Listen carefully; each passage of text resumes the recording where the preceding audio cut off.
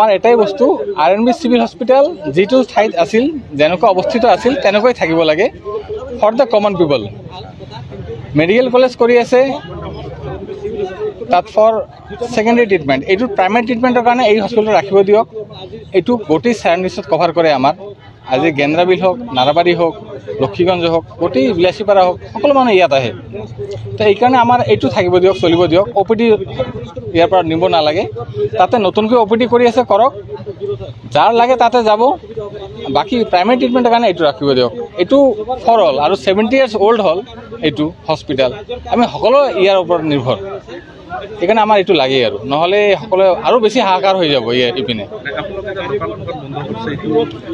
এইটো আমাৰ ইনিচিয়েল এটা প্ৰটেষ্ট, আমি 100% বন্ধ কৰা নাই। আপুনি অলপ দূৰত গ'লে 2 পাক গ'লেই আপোনাৰ বহুত দোকান পাই যাব medicine. This is our protest. খালি আমাক এইটো ৰাখিব দিয়ক, পিছত আপোনালোকে লাগিলে আৰু কিবা চিন্তা কৰক, কিন্তু আমালোকক এইটো বন্ধ কৰিব নালাগে। কি কৈছে? হ্যাঁ, আমাৰ এইটো 2 মিনিটে অপেন হৈ যাব। আমাৰ কিমান সময় লাগে? দাবী মানিলে এতিয়া আমি কথা পাতিম। দাবী মানি নলয় এইটো আপোনাৰ ফিউচাৰ না। যদি মানি লয় এইটোও হ'ব পাৰে, ক'ব নোৱাৰে যে দাবী মানি নল'ব। বহুত ঠাইত হৈছে, বৰপেটাতো মেডিকেল কলেজ আছে, civil hospital running equally run হৈ আছে। তো এইটো যদি হ'ব পাৰে, আমাৰ এইটো কিয় হ'ব নোৱাৰে? তো এইটো আমি পজিটিভ আশাতে আমি কথা কৈছোঁ। আমি কৈ আছোঁ যে এইটো আমাৰ বহুত পুৰণা হস্পিটেল, আমাৰ জন্ম ইয়াতে কিন্তু আৰু এইবিলাক এইটো যদি ইয়াৰ পৰা গুচি যায়, বেচৰগাঁও বা লৈ যায়, যদি শিফ্ট কৰি যায়, আমাৰ কিমান অসুবিধা হ'ব। খালি আমাৰ বুলি নহয়, আমাৰ এই অঞ্চলবাসী গোটেইখিনি মানুহৰ অসুবিধা হ'ব। আৰু ওচৰত দোকানপাট, টাউনটো একদম অন্ধকাৰ হৈ যাব। আৰু সেইকাৰণে আমি খুজি আছোঁ যে এইটো আমাৰ থাকিব লাগে ইয়াতে, আৰু সকলোৰ সুবিধা হ'ব।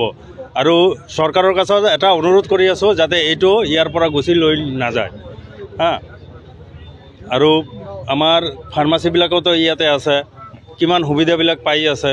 যিমান পাৰে ৰাতি নাইট ডিউটি হৈও মেডিচিনবিলাক লৈ আছে। আৰু এটা বস্তু সকলোৱে জানে যে ইয়াতে হস্পিটেল আছে, যদি কিবা নাথাকে আমি ওচৰত ফাৰ্মাচীবিলাক খোলা থাকে, ইমাৰ্জেঞ্চি ঔষধবিলাক দিব পাৰে। ডক্টৰ নাথাকিলেও এই ফাৰ্মাচীবিলাকেও ঔষধ দিব পাৰে।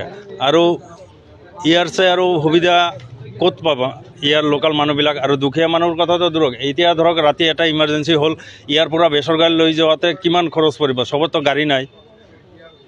কিছুমান মানুহ গাড়ী আছে, সিহঁতেতো ফট কৰি লৈ যাব পাৰে, কিন্তু যাৰ নেকি গাড়ী নাই তাৰ অৱস্থাটো কি হ'ব?